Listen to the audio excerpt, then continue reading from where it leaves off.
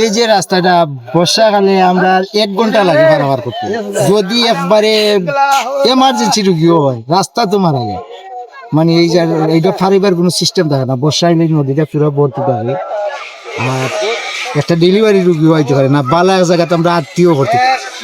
এই লিগে আমরা এই দ্বীপবাসীর মানে আরিফ ভাইয়া কইছেন যে আমরা আমরা তাহলে 12 তারিখ আগ পর্যন্ত আমরা যাইতে আর 12 তারিখও পরে তাইনও দায়িত্ব তাই তো আমরা আশ্বাস দিচ্ছেন, যা আশা করি ইনশাল্লাহ তাই ফার্স্টটা পয়সা দিব আমরা।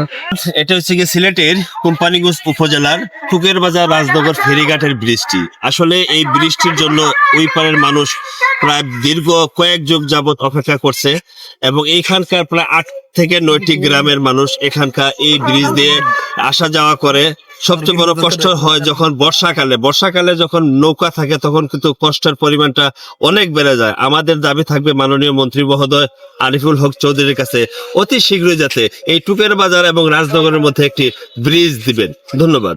এদিকে তো রাস্তার অবস্থা তেমন একটা ভালো না। রাস্তার অবস্থা ইনশাল্লাহ, যেহেতু উনি কাজের লোক, আরিফুল হক চৌধুরী উনি বিগত 2বার মেয়র ছিলেন, উনি কাজের লোক। আমরা রাস্তাঘাট নিয়ে চিন্তা করছি না, উনি যেহেতু আমাদেরকে কথা দিয়েছেন যে এখানকার উনি নির্বাচিত হলে এমন কোনো রাস্তা নেই যে করবেন না। আশা করা যাচ্ছে 1 বছরের মধ্যে কোম্পানিগঞ্জের সকল রাস্তা হয়ে যাবে। আমরাও একটা চাওয়া বা আমরাও একটা প্রাপ্য, আর আশা করি তাইনের মাধ্যমে তেনার হাত ধরিয়া আমরা যে সিলেট সাইড কোম্পানিগঞ্জ জয়ন্তাগঞ্জের উন্নয়ন হইব ই আশা আমরা সবার আছে। এবং আমরা যেটা চাওয়া বা দাবি দেওয়া এটা হইলো আমরা মূলত রাস্তা নাই, আমরা খুব অবহেলিত।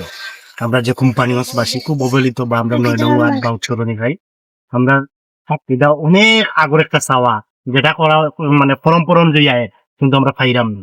আমরা একটা ব্রিজ বা রাস্তা, এই দুটা জিনিস হয়ে গেলে হয়তো আমরা যে অবহেলিত বা অববঞ্চিত এর থেকে আমরা মুক্তি পাইতাম।